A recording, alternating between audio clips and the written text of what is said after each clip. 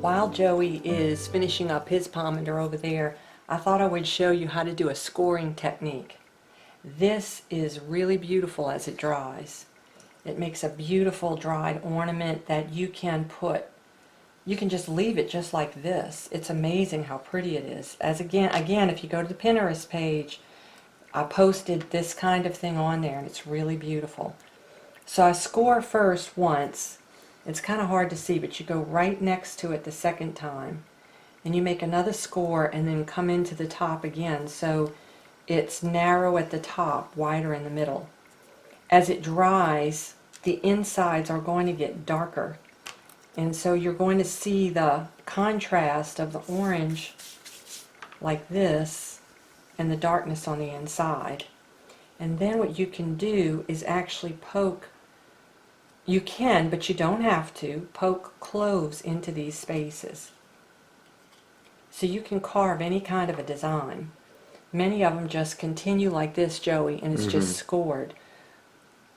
It ends up kind of looking like a piece of foreign fruit. Yeah. You know, something you don't, I don't even know how to describe it, but as as it dries, it gets really interesting looking. You want to give this a try? Want to come up with something creative on your own and carve something? People have made swirls and then they'll do this. I'm going to try it on this one. Then they come back and they do, another line going through it this way. Mm-hmm. So it's really amazing how the pieces of orange will hang on without having a lot of meat on it. So, but it does, and it dries like that. Joey, why don't you tell the folks how y'all used to cook breakfast in oranges? Remember that? I know we used to do it in onion. Oh, no, that's right. We did. Okay, yes, but we very quickly learned that it was a bad idea. Why is that? I mean, it was pretty good. Well, see, what we used to do, the idea was to do it with onions, and it's really, really good with onions. But what we would do is you take an onion, and basically you kind of remove the inner layers without, you cut the onion in half, and then remove the inner layers without removing the outer layers. So you make a little bowl with the onion. And then what you'll do is you crack, usually it's only, unless it's a really big onion, it's only big enough for like one egg. So then you'll put the egg in your onion and just drop the onion directly onto the coals. So then what happens is like the outer couple of layers of the onion will burn and have the ash and stuff in it.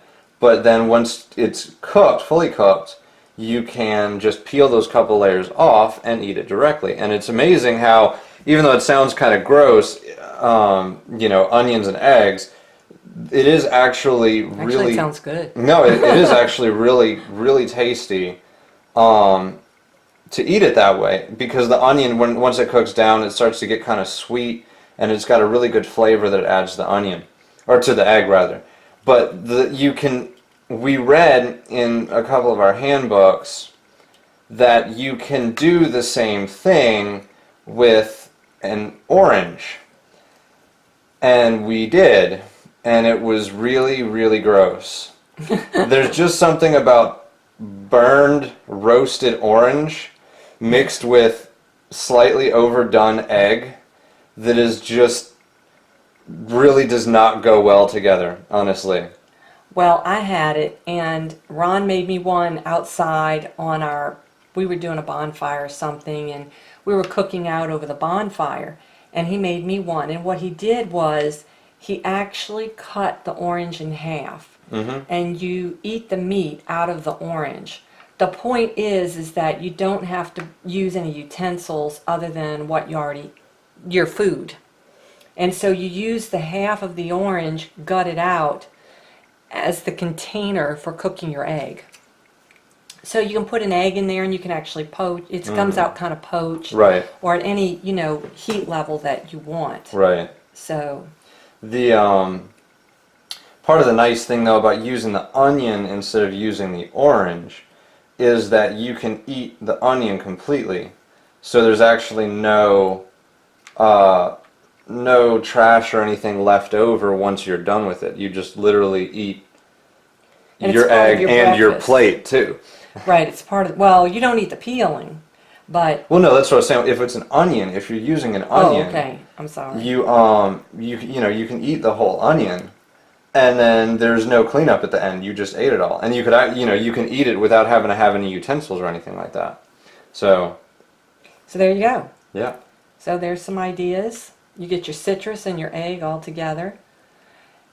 You know, Joey, I'm not really great at this, I'm not either. but it is kind of fun to, some people like to carve pumpkins, and here we are carving oranges. Yeah, I was thinking they're almost like little mini pumpkins because they're orange. Yeah, I kind of like this better. Like the decorating of the eggs that they do. I think it's in Russia.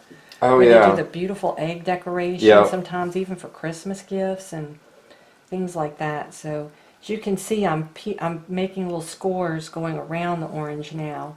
Yeah, I think I keep cutting in between I the keep slices. saying orange. This isn't an orange. This is a... Now it really looks like a pumpkin. Yes, it does, huh? That's pretty cute. And the more it dries, the more things kind of shrivel up, and you see the insides even more. It gets more extreme. And then you can put cloves all in there and decorate it that way. So we're going to continue with our decorations. We'll be back in a bit.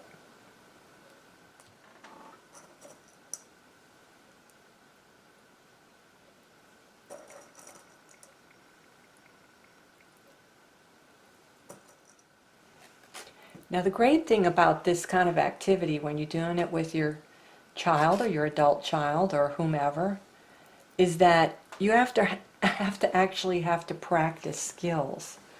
You need to give it a hanger. Okay, so take some more of your green and run it through. Yeah, make a hanger. So Joey has experienced the having to score an orange with a knife that in his mind did go well or did not go well. It's very soft. That's all I'll say. The material, the orange is very soft to cut into, so it doesn't hold up well against too much pressure from a knife. So he had a little bit of challenge with his, but hey, there you go. And what he did was inside of the scores, he put his his cloves to try to dress this up. Put a little lightning bolt right there, half a star, and that's called... Oops. Okay. Did you have fun making it? Yes. That's what's important. Okay.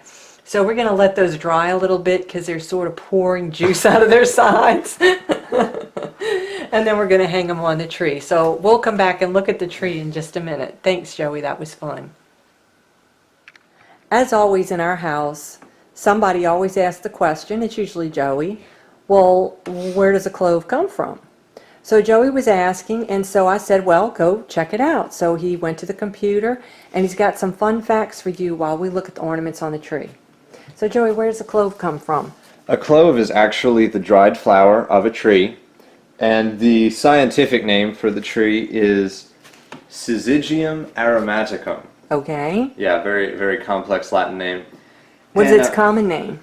Well, the common name of the clove, is clove, but it comes from French and Latin origins meaning nail, because it looks kind of like a nail once it's dry. I could see that. It definitely feels like a nail.